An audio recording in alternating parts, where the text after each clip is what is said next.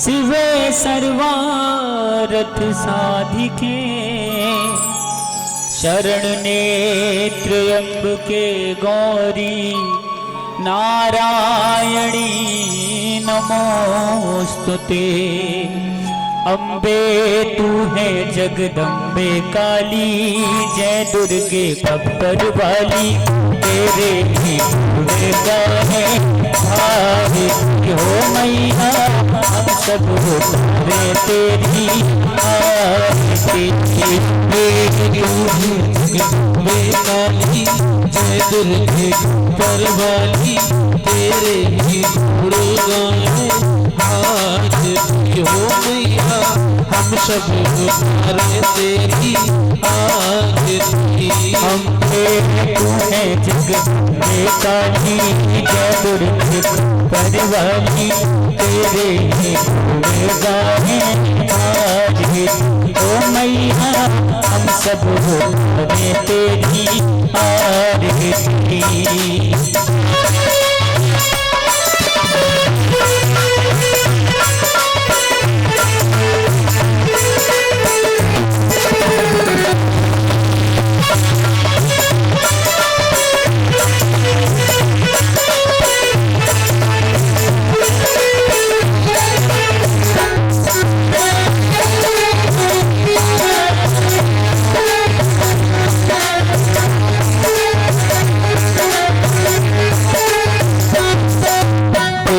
भक्त जनों पर मैया हरी माँ, जनों पर माता भारी माँ, तेरे भक्त जनों पर माता हरी माँ, तेरे भक्त जनों पर माता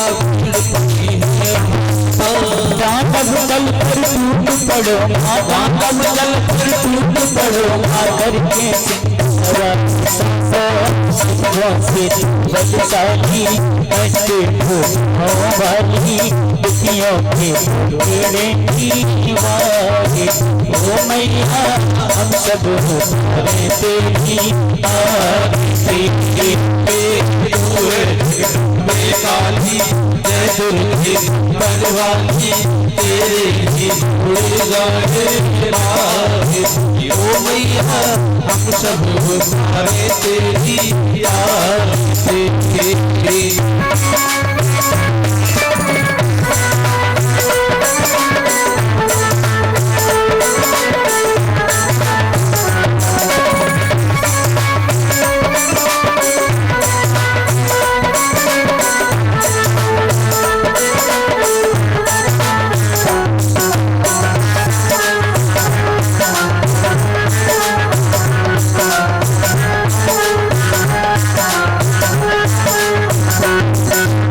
नहीं मांगते धन और दौलत चांदी ना सोना, नहीं मांगते धन और दौलत चांदी ना सोना, नहीं मांगते धन और दौलत चांदी ना सोना, नहीं मांगते धन और दौलत चांदी ना सोना। हम तो मांगे मातिर मन में, तो मांगे मातर मन में, हम तो मांगे मातिर मन में, एक छोटा सा शक्ति बिगड़ी भरने वाली, राज भजने वाली, दुखियों के कोने वाली ओ मैया, हम सब तारे तेरी आरती। अम्बे तू है जगदम्बे काली, जय दुर्गे खप्पर वाली, तेरे ही गाने भावे ओ मैया, हम सब तारे तेरी आरती।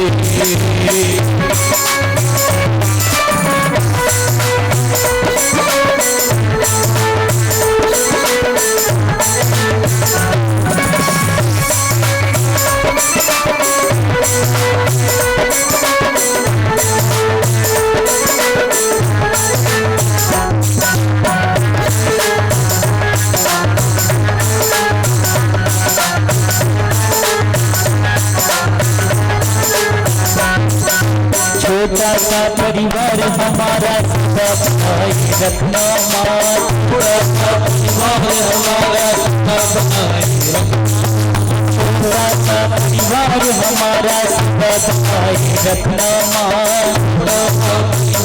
हमारा सदा बनाए रखना। हम दुखियों में हो मेरी मैया, हम दुखियों में हो मेरी मैया, दया बनाए रखना। बिगड़ी बनाने वाली, अमृत बरसाने वाली, सतियों के पति को दामाद ओ मैया, हम सब तारे तेरी आरती। अम्बे तू है खानी, जय दुर्गे परवानी, तेरे ही बोल गाए आरती ओ मैया, हम सब तारे तेरी आरती हो मैया, हम सब तारे तेरी आरती हो मैया, हम सब तारे तेरी आरती। कर्पूर गौरम करुणावतारम संसार सारम भुजगेन्द्रहारम सदा वसंतम हृदयारविंदे भवम भवानी शयतम नमामि।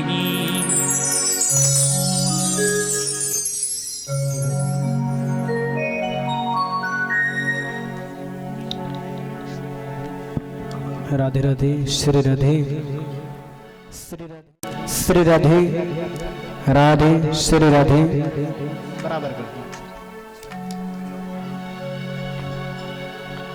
समस्त भक्तजन अपने स्थान को ग्रहण कर और आज प्रथम दिवस की कथा श्रवण करेंगे। श्री राधे।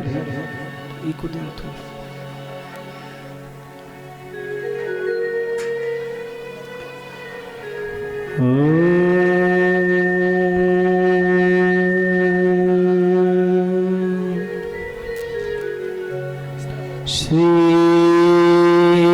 गणेशाय नमः। श्री सरस्वत्यै नमः। श्री वेदपुरुषाय नमः। श्री सरस्वत्यै नमः। श्री गुरुभ्यो नमः। हरि ओम। हनुमते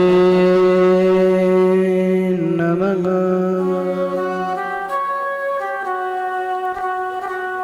गजाननं भूतगणाधिसेवितं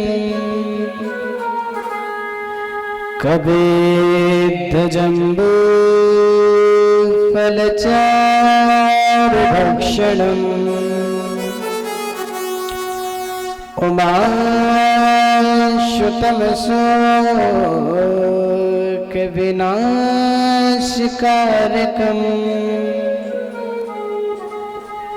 नमामि विघ्नेश्वरपादपङ्कजम्।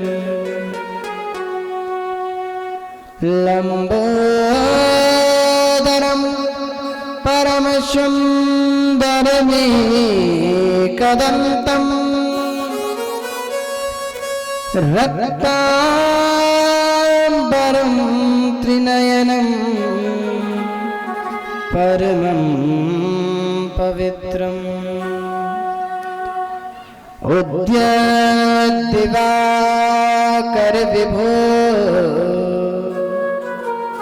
ज्वलकान्तिकान्तम्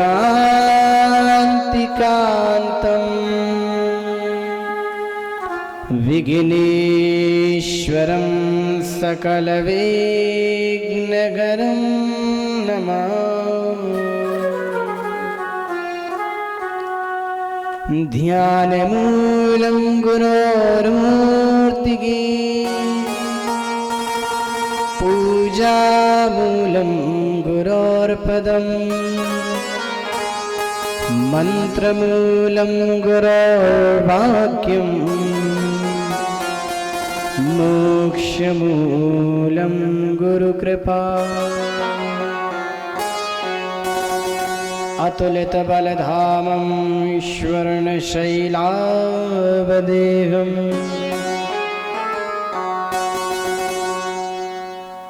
अतुलितबलधामं स्वर्णशैलावदेहम्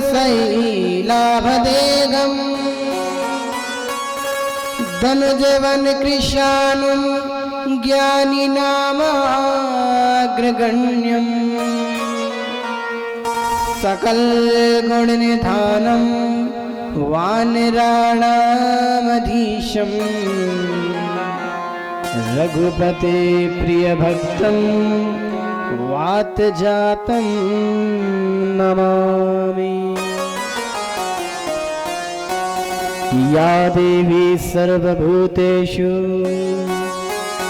बुद्धिरूपेण संस्थिता नमस्तस्यै नमस्तस्यै नमस्तस्यै नमो नमः। नमो देव्यै महादेव्यै शिवायै शततं नमः। नमः प्रकृत्यै भद्रायै नियता प्रणता स्मृता। बोलिए जगत जननी जगदम्बा मैया की जय। परम मंगलमय परात्परा अकारण करुणामयी जगत सृष्टि कारिणी, जो जगत की सृष्टि करती है, जगत पालनहारिणी, जो जगत की पालन करती है, और रौद्र रूपा संपूर्ण विश्व जो संहार करती है। कहने का भाव ये कि वही सृष्टि को बनाती है और वही आदेश करती है सृष्टि का पालन करने के लिए, और फिर अंत समय में वही कहती है कि अब इस सृष्टि का संहार कर दो। कहने का भाव ये कि संपूर्ण विश्व प्रपंच जिनके लिए मात्र एक क्रीड़ा स्वरूप है।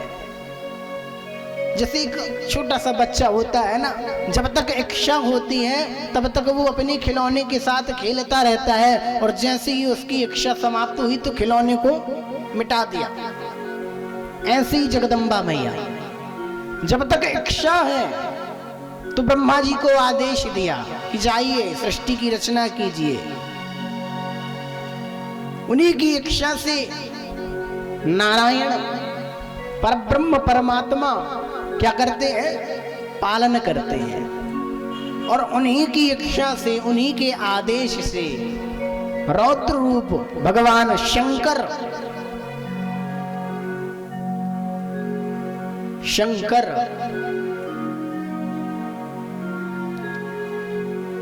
शंकर का एक भाव और है।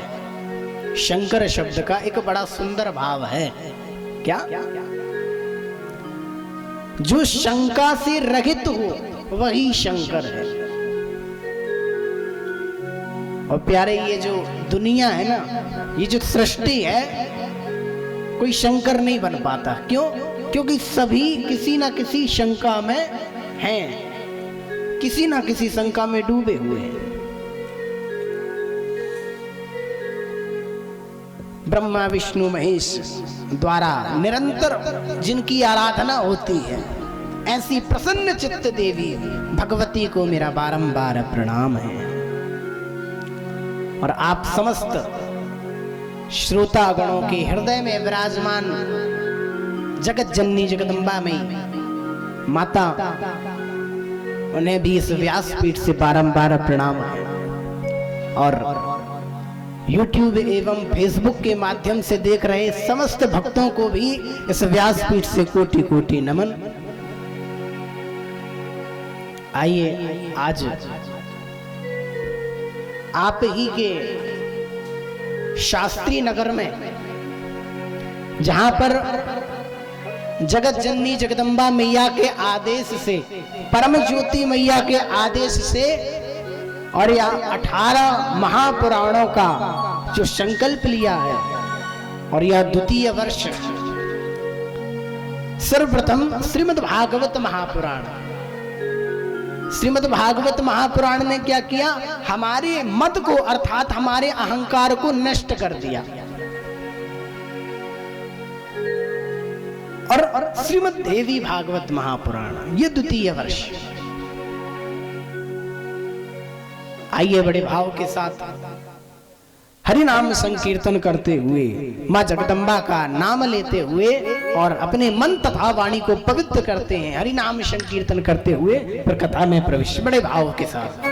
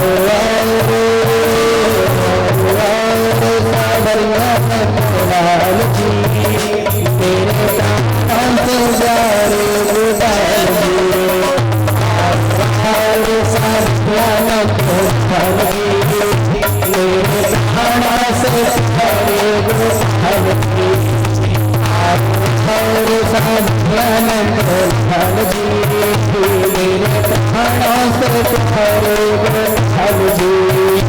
आओ आओ सावरियानंद लाल जी, मेरे प्राणों से प्यारे गोपाल जी। आओ आओ सावरियानंद लाल जी, मेरे प्राणों से प्यारे गोपाल जी। मेरे प्राणों से प्यारे गोपाल जी, मेरे प्राणों से प्यारे गोपाल जी। श्रीमद् देवी भागवत महापुराण का सुंदर महिमा, जहां पर श्री शौनकादि 88,000 ऋषिगण श्री सूत जी महाराज के पास बैठे और बड़ा ही सुंदर प्रश्न करते हैं। कैसा प्रश्न? कि हे प्रभु, आपने हमें श्रीमद् भागवत कथा का रसपान तो कराया, जो हमें भक्ति को देने वाली है, ज्ञान को देने वाली है, वैराग्य को उत्पन्न कराने वाली। लेकिन ये जो श्रीमद् देवी भागवत है, इसकी क्या महिमा है? आखिर श्रीमद् देवी भागवत महापुराण सुनने से क्या लाभ है?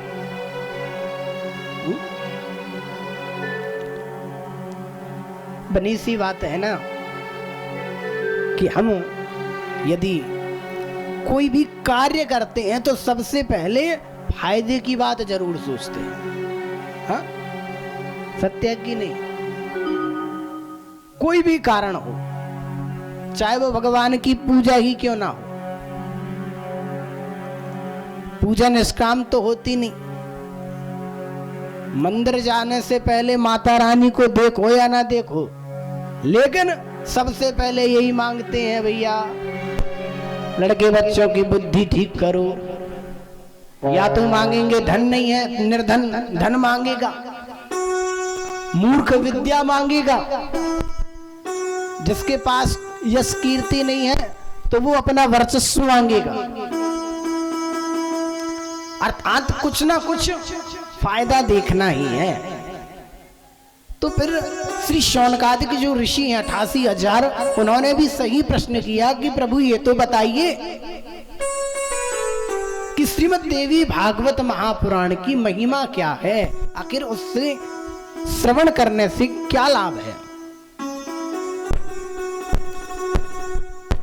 तब फिर सूत जी महाराज बतलाते हैं कि ये जो श्रीमद् देवी भागवत है, एक बार की बात है, पिछले वर्ष जब हमने श्रीमद् भागवत सुनाई थी, तो ये बताइए सबसे पहले सुनी किस किसने थी? बस 4 लोगों ने, सभी ने सुनी है ना? बस 2-4 ही बिरले ऐसे रह गए होंगे जिन्होंने ना सुनी। चलो भैया, यहाँ शास्त्री नगर में नहीं सुनी, कहीं और तो सुनी होगी, है ना? तो उसमें आपने ये भी सुना होगा कि भगवान कृष्ण को कलंक लग गया था। किस बात का कलंक लगा था? कि उन्होंने सत्राजित के भाई प्रसेनजित को मार दिया और उससे मणि छीन ली। ये कलंक लग गया था। ये कलंक कहते हैं श्रीमद् देवी भागवत में वर्णन आता है प्रथम अध्याय में कि जब भगवान वासुदेव अर्थात भगवान श्री कृष्ण और मणि खोजने के लिए प्रसेनजित के पीछे गए, तो देखा प्रसेनजित का तो शव पड़ा मिला। थोड़ी आगे जाकर के देखा तो एक सिंह भी पड़ा हुआ था, अर्थात जो शेर है वो भी पड़ा हुआ। अब जो जंगल का राजा शेर है उसे भी किसने मार दिया? अरे भाई, मारने की जो कृपा है वो भी ऐसे वैसे किसी को नहीं मिलती, भगवान की कृपा भी मारने वाले को मिलती है। तो सिंह को मारने वाला कौन? भगवान का कृपा पात्र अर्थात जामवंत जी महाराज। ये सुना है ना कि जाम्बवती से भी भगवान का विवाह हुआ है, दूसरा विवाह। तो जाम्बवती के जो पिता हैं वो हैं जामवंत। तो खोजते खोजते गए गुफा के अंदर, तो श्रीमद् देवी भागवत में ये वर्णन आता है। भागवत में तो ये वर्णन है कि केवल जाम्बवती थी, लेकिन यहाँ पर श्रीमद् देवी भागवत के दौरान उसमें ये भाव है, लिखा हुआ है कि जामवंत के पुत्र भी थे और वो वहां क्रीड़ा कर रहे थे, खेल रहे थे मणि के साथ। तो जैसे ही भगवान कृष्ण पहुंचे तो युद्ध हुआ। कितने दिन युद्ध हुआ? कितने दिन? भूल गए? अच्छा, पड़ोसी से हो जाए तो एक एक पल याद रहता है कि फलानी तारीख को और इतने बजे इनसे बातचीत हुई थी, और वही चक्कर में कहो ना आए, फिर घर आना जाना बंद। पता चला घर आना जाना बंद और उसी मोहल्ले में महाराज जी की कथा भी हो रही, तो लो और बलाए हो गई महाराज।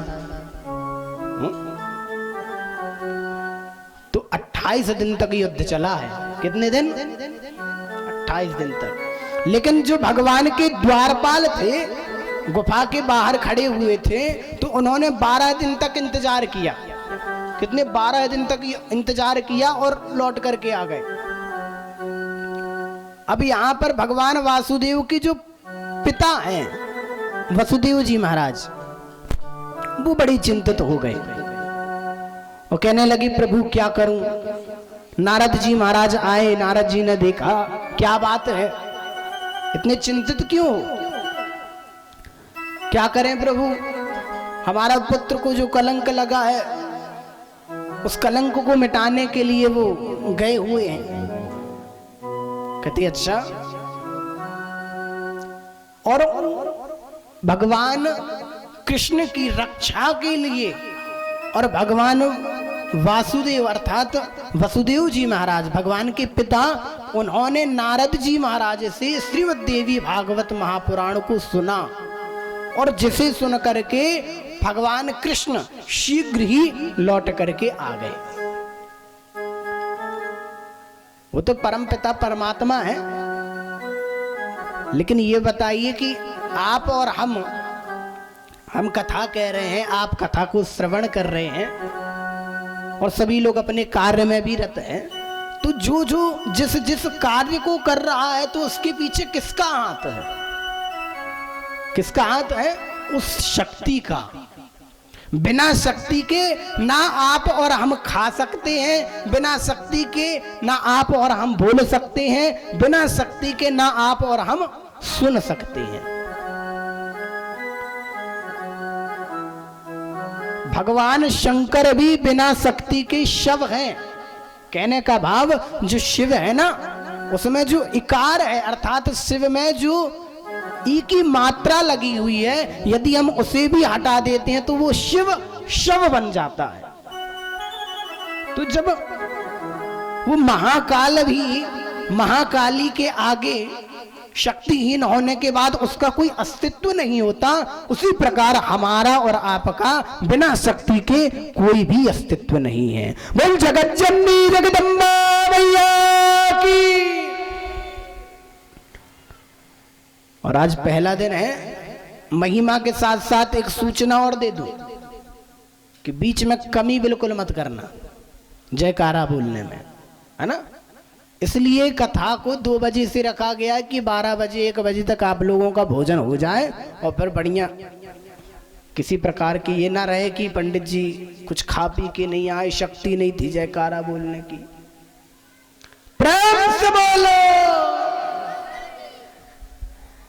और आज श्री वसुदेव जी महाराज ने कथा श्रवण की नारद जी महाराज से, और श्रीमद् देवी भागवत की कृपा से आज भगवान कृष्ण लौट करके आए हैं। और कहते हैं जब कथा श्रवण करा रहे थे तो उसी समय विंध्यवासिनी मैया की कथा आती है। ये विंध्यवासिनी मैया कौन है?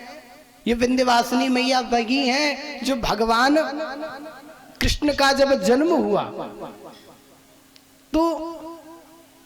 भगवान के आने के पहले माया जरूर आती है। तो आज योग माया मैया यशोदा के गर्भ से जन्म लिया योग माया ने। जैसे तैसे उन्होंने अपनी लीला को संपन्न किया। और चूंकि आप लोगों ने कृष्ण कथा तो सुन ही ली है, तो विस्तार से नहीं कहूंगा, क्योंकि देवी जी का पुराण है। अब लेकिन क्या करें, भगवान की कथा ही ऐसी है कि कहीं ना कहीं आ ही जाती है बीच में। और भगवान है टेढ़े, कृष्ण भगवान है टेढ़े, कहीं भी सेट हो जाते हैं, है ना। उनकी कथा भी ऐसी है। तो कहने का भाव ये है कि जब योग माया, जब वसुदेव जी महाराज लौटा करके ले गए यशोदा के लालने से पालने से, और वहां जाकर के जब देखा उन्होंने, कंस को पता चला कि इस बार पुत्री आई है, पुत्री ने जन्म लिया है, तो कंस ने विचार किया, पहले तो उसे दया आई कि इसे मार दिया जाए। जब मारने का विचार किया तो दया आई कि ये तो कन्या है, कन्या को क्या करना मार करके।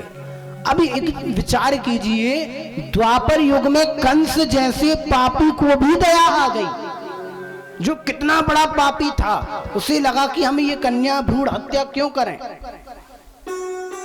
और आप और हम तो तुच्छ मनुष्य हैं,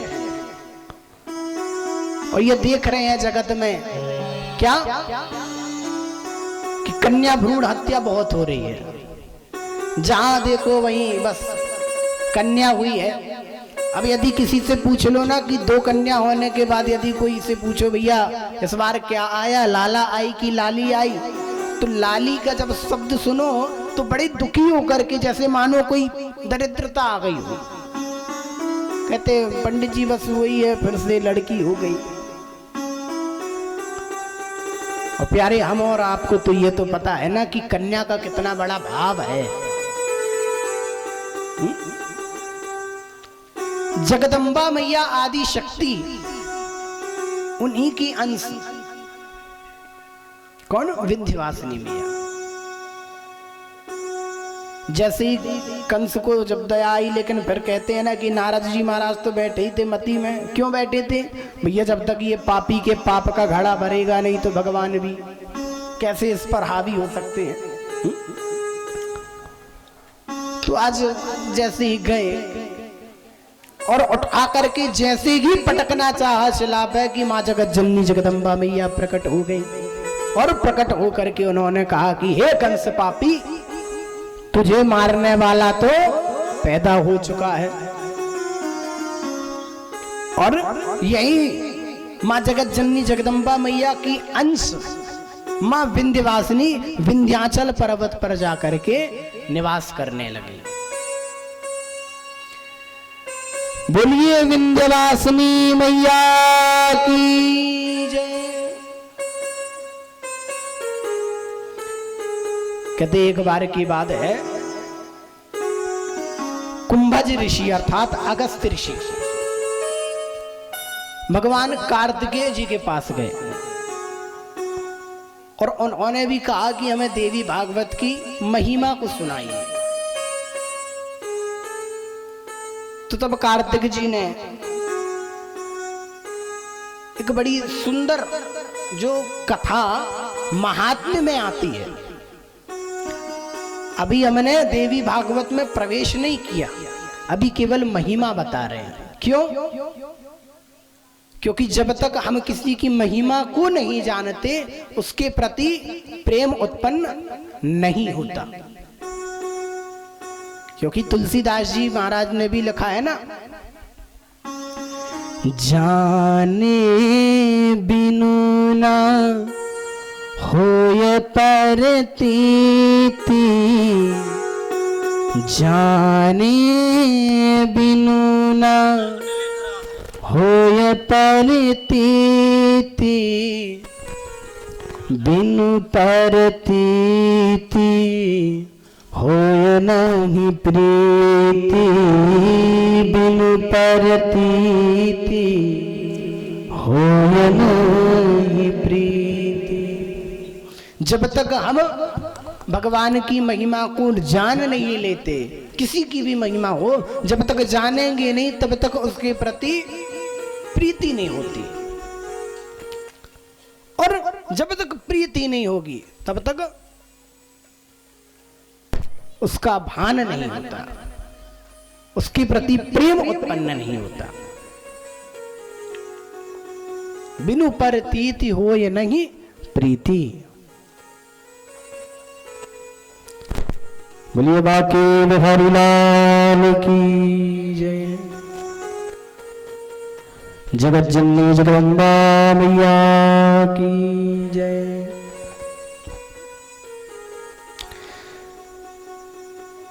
और आज बड़ी सुंदर कथा श्रवण कराई कार्तिक जी महाराज ने अगस्त्य मुनि को। राजा शुकुम्न की कथा, जो सूर्यवंशी राजा माने गए।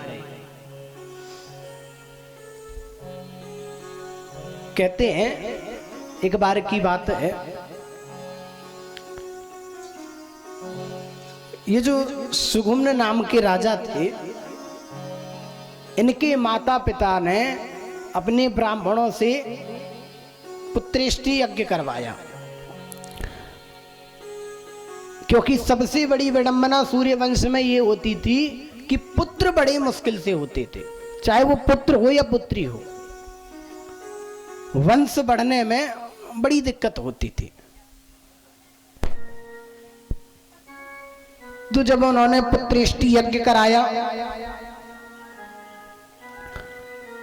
अब पिता को चाहिए था पुत्र और माता को चाहिए थी कन्या। अब होता है ना हर घर में कहीं ना कहीं ये विडंबना होती है, माता कहती नहीं मुझे तो लड़का चाहिए, पिता कहता नहीं मुझे तो लड़की चाहिए, और कहो इसी बात पे युद्ध छिड़ जाए, कुछ बातचीत हो जाए। तो ऐसे ही दोनों में बातचीत होती रही।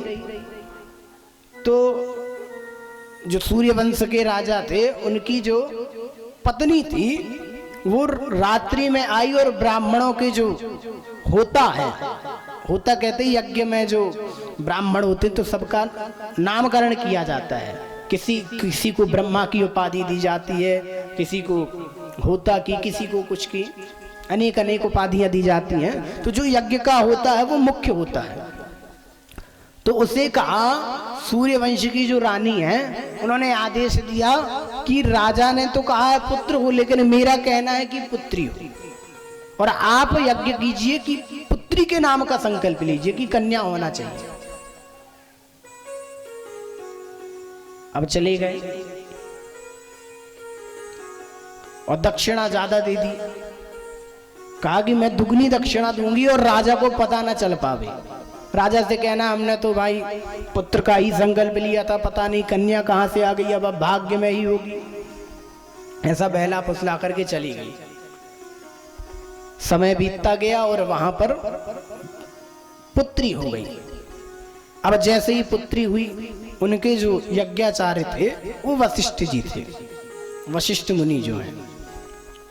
अब जैसे ही आदेश दिया, बताया वशिष्ठ मुनि को उन राजा ने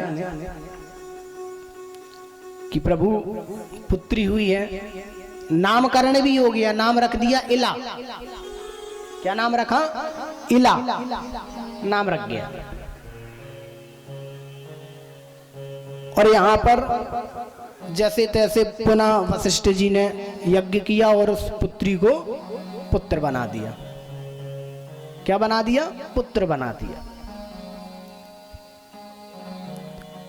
अब पुत्र बन करके धीरे धीरे बड़े हुए, समय बीतता गया। पुत्र का नाम रखा गया सुगुम्न। सुगुम्न नाम के राजा हुए। ये इला बन गए कौन? सुगुम्न। समय बीतता गया, जब कुछ बड़े हुए तो कालांतर में ये आखेट करने के लिए एक वन में गए। साथ में बहुत से सिपाही थे, घोड़ा था, अश्व था, और निकल गए। क्यों, यह खराब है क्या?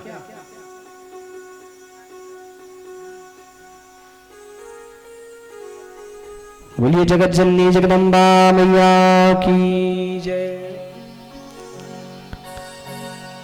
और जैसे ही आदेश किया, आज श्री सुगुम्न जी जो राजकुमार है आखेट के लिए जैसे ही उस वन में प्रवेश करता है, आश्चर्यजनक ये बात है कि उस वन में प्रवेश करते ही साथ में जितने सिपाही थे सबके सब स्त्री हो गए। जितने सिपाही थे, जितने घोड़े थे वो घोड़ी बन गए, और साथ ही साथ ये जो राजा सुगुम्न थे ये भी कन्या बन गए, और इनका जो घोड़ा था वो भी घोड़ी बन गया। अब ये वन श्रापित क्यों था? कहते हैं एक बार की बात है, भगवान शिव मैया पार्वती के साथ उस वन में क्रीड़ा कर रहे थे। देवी भागवत में आता है कि मैया और भगवान भोलेनाथ के साथ विहार कर रही थी, और उस विहार को कुछ ऋषियों ने देख लिया। चूंकि मैया पार्वती को तो नहीं देख पाए, परंतु भोले बाबा को देख लिया और एक साथ देखा, तो मैया पार्वती थोड़ा सा क्रोधित हो गई, और क्रोधित होकर के कूप भवन में चली गई। अब कहते हैं ना, जब पत्नी रूठती है तो पति को कितने कार्य कितने वो करने पड़ते हैं मनाने के लिए पत्नी को। तो भोले बाबा ने कहा क्या कर दूं कि तू प्रसन्न हो जाए, ऐसा क्या करूं कि तू प्रसन्न हो जाए, कुछ तो बता। बस रूठ गई है, मान रही नहीं है, चल तेरे लिए मैं उस वन को ही श्राप दे देता हूं। किस वन को? उस वन में जहां ये विहार कर रहे थे। अब जो भी इस वन में प्रवेश करेगा वो क्या बन जाएगा? कन्या बन जाएगा।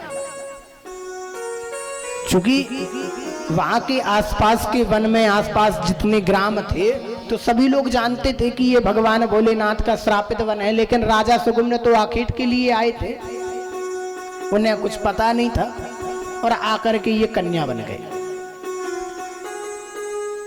और कन्या बन करके वहीं विचरण करने लगे। एक आश्चर्यजनक बात, और चूंकि कन्या बने हैं तो अब अपने ग्राम तो जा नहीं सकते, और उसी समय चंद्रमा के पुत्र बुध ने इन्हें देख लिया और देख करके मोहित हो गए। गंधर्व विवाह हो गया, और विवाह के पश्चात इनके द्वारा एक पुत्र भी हो गया।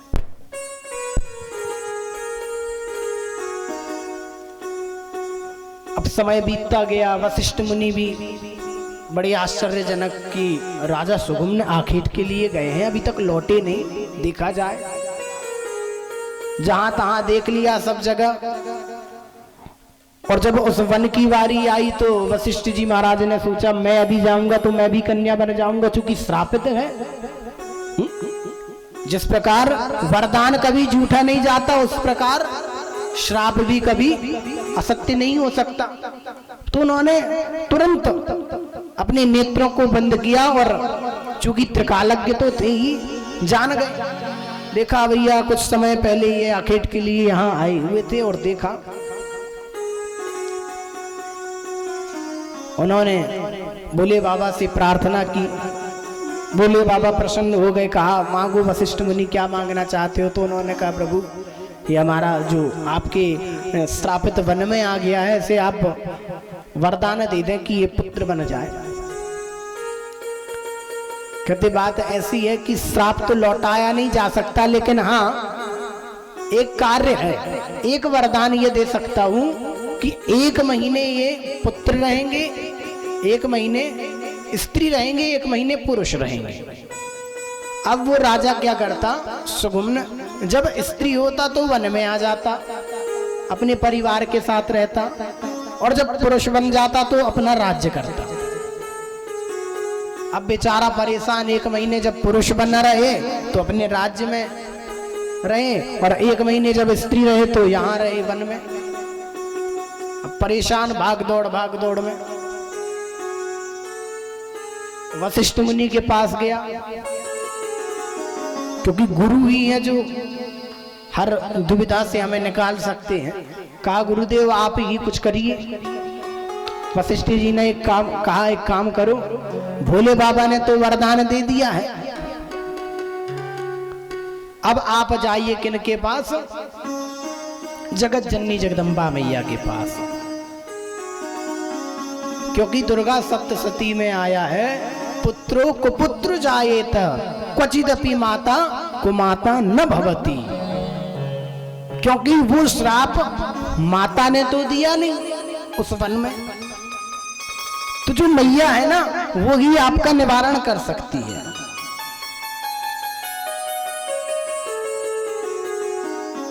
और आज सुगुम्न जी महाराज देवी मैया के पास गए और देवी मैया की घोर तपस्या की, कठोर तपस्या की, और उनसे प्रार्थना करने लगा कि हे मैया आप तो सबको तारने वाली हो, तुम मेरा भी इस कष्ट को निवारण कीजिए, मुझे भी तार दीजिए, मुझे बड़ी पीड़ा होती है, मैं कन्या बनता हूँ, स्त्री बनता हूँ, फिर पुरुष बनता हूँ, फिर स्त्री बनता हूँ, फिर पुरुष बनता हूँ। इससे अच्छा तो ये है कि मैया मुझे इस लोक को ही छोड़ देना चाहिए। अब जब ऐसा, क्योंकि जो माता है मैया है अपने बालकों को दुखी नहीं देख सकती, और बस प्रार्थना करने लगा राजा सुकुम्भ, मैया तुम हो जग की